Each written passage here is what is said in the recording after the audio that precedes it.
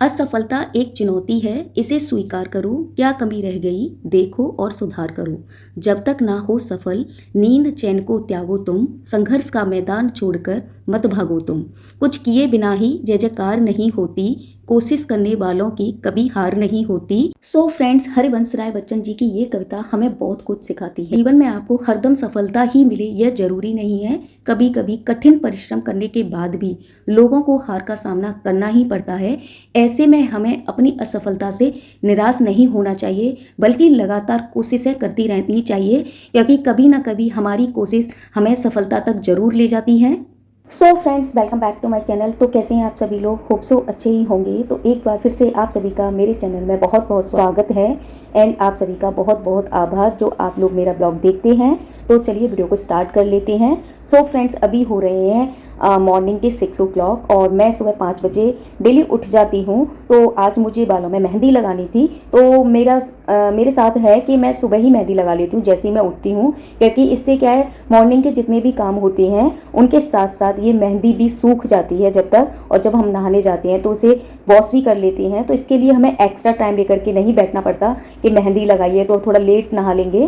तो मेरा हमेशा रहा है कि मैं सुबह से ही मेहंदी लगा करके छोड़ देती हूँ, फिर अपने सारे काम निपटा लेती हूँ। मेरा मेहंदी लगाने का तरीका थोड़ा सा अलग है। मुझे बालों में आगे आगे ही मेहंदी लगानी होती है। तो मैं सबसे पहले अपने बालों को फोल्ड कर लेती हूँ और उसके बाद आगे के जितने भी बाल होते हैं उनमें मैं मेहंदी लगा लेती हूँ, और इसी तरीके से मैं वॉश भी करती हूँ।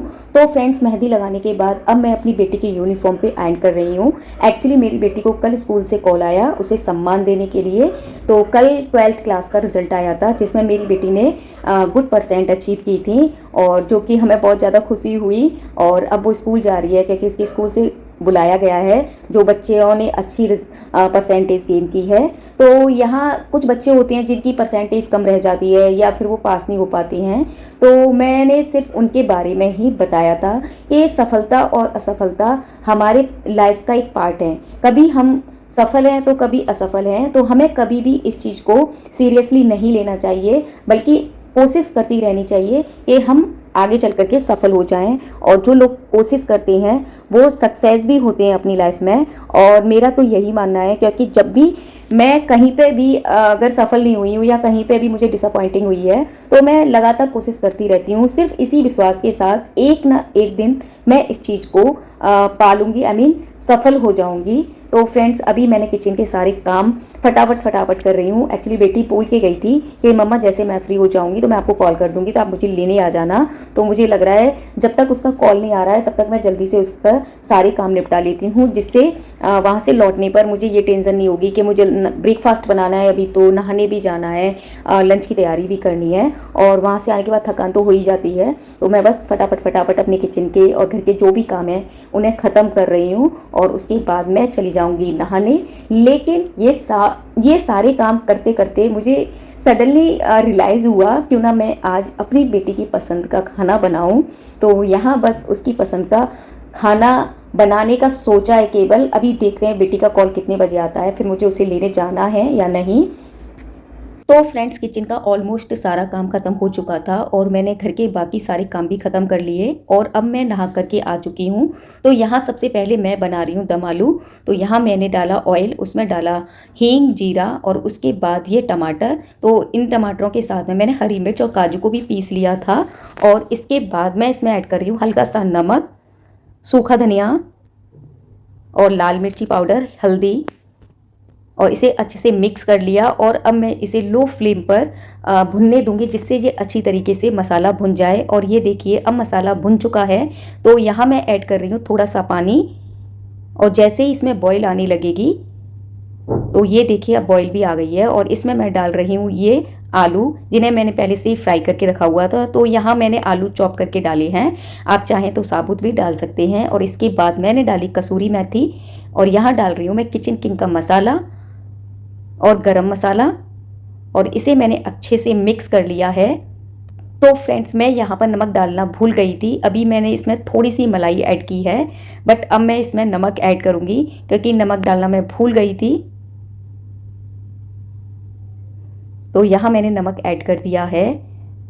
अब दम आलू की सब्ज़ी बिल्कुल तैयार है। तो ये सब्ज़ी मेरी बेटी और बेटे दोनों को बहुत ज़्यादा पसंद है। मैं बहुत ज़्यादा बनाती भी हूँ इस सब्ज़ी को, क्योंकि आलू की सब्ज़ी किसी को पसंद नहीं है, पर दम आलू की सब्ज़ी सबको पसंद है। तो ये अब बिल्कुल बनकर के तैयार है। और अब मैं बनाऊंगी शाही पनीर। तो यहाँ मैंने फिर से घी डाल दिया है, तेज पत्ता, लौंग और इलायची। इसके बाद मैंने डाला जीरा, कश्मीरी लाल मिर्च, और यहाँ सेम प्यूरी मैंने शाही पनीर के लिए बनाई है। मैंने टमाटर को हरी मिर्च और काजू डाल करके पीस लिया है। अब मैं इसमें डालूंगी थोड़ा सा नमक और इन्हें लो फ्लेम पर ऐसे ही भुनने के लिए रख देती हूँ, जिससे इनका मसाला अच्छी तरीके से भुन जाए। तो यहाँ थोड़ी सी हल्दी भी मैंने ऐड कर दी है।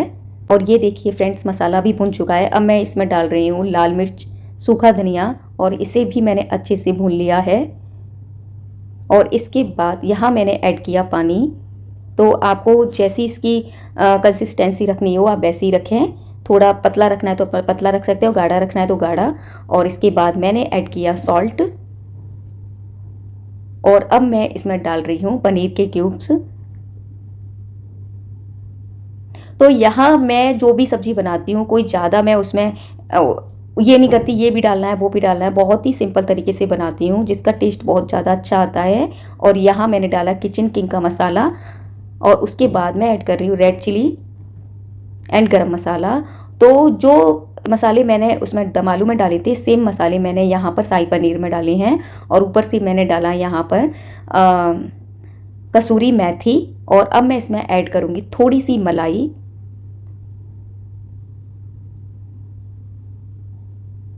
तो फ्रेंड्स ये देखिए मैंने इसमें मलाई भी ऐड कर दी है। तो अब शाही पनीर पूरी तरीके से तैयार है। तो आपको मेरी ये दोनों रेसिपी कैसी लगी आप मुझे कमेंट करके ज़रूर बताएं। तो अभी फ्रेंड्स मेरे बच्चे स्कूल से आ चुके थे, क्योंकि मुझे लेने के लिए नहीं जाना पड़ा, मेरे हस्बैंड चले गए थे। तो यहाँ मेरी थोड़ी सी हेल्प हो गई। अगर हस्बैंड लेकर आ गए तो मैंने फटाफट से सारे काम आराम से कर लिए। और अब मैं बच्चों के लिए खाना बना रही हूँ। तो यहाँ मैंने दम आलू शाही पनीर के साथ में बनाई थी नान। तो बस यही मैं उन दोनों को सर्व करने वाली हूँ। और मेरी बेटी के लिए मेरी तरफ से सरप्राइज़ था कि मैंने आज उसका पसंद का खाना बनाया था। तो देखेंगे उसका क्या रिएक्शन है और उनको मेरा सरप्राइज़ कैसा लगा। तो फ्रेंड्स सबसे पहले मैंने गाय माता की रोटी निकाली। और ये तो सबके साथ है कि सबसे पहली रोटी गाय माता की बनती है। और उसके बाद मैंने भोग की 2 प्लेटें लगाई। एक प्लेट मैं अपने कान्हा जी के मंदिर के लिए लगाती हूँ और दूसरी प्लेट मैं राधा रमन जी के मंदिर के लिए लगाती हूँ। तो फ्रेंड्स ये थाली मैंने लगाई अपने राधा रमन जी के लिए। और मेरे यहाँ 2 थालियाँ लगती हैं, एक लगती है मेरे कान्हा जी के लिए और एक लगती है राधा रमन जी के लिए। तो पहली थाली से कान्हा जी का भोग लगा और ये दूसरी थाली से लगेगा राधा रमन जी का भोग। तो पहले मैं इसका भोग लगा के आती हूँ। और अब बारी थी बच्चों को खाना खिलाने की।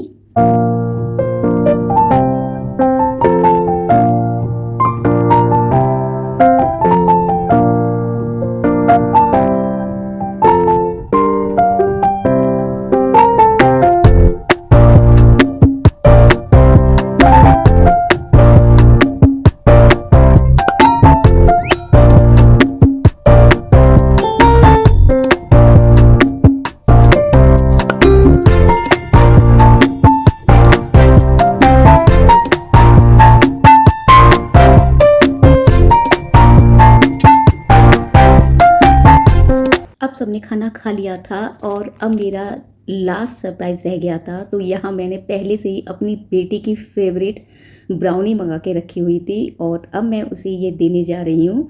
देखते हैं क्या रिएक्शन होता है उसका, मुझे भी नहीं पता। तो चलते हैं।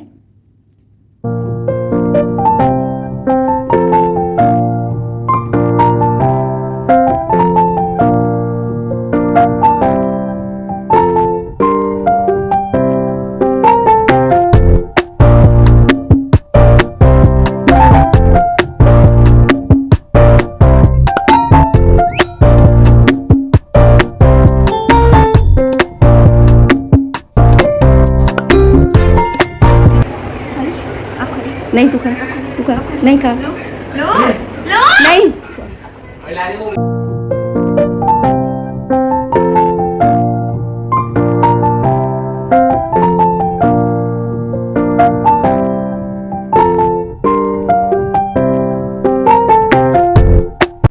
फ्रेंड्स, ये था मेरा आज का ब्लॉग सफलता और असफलता के ऊपर। तो मेरा ये ब्लॉग आपको कैसा लगा आप प्लीज़ मुझे कमेंट कीजिए और लाइक भी कीजिए अगर आप मेरा वीडियो देख रहे हैं। एक लाइक करने में ज़्यादा देर नहीं लगती है। आप सोचो हम ब्लॉग बनाते हमें कितनी मेहनत करनी पड़ती है।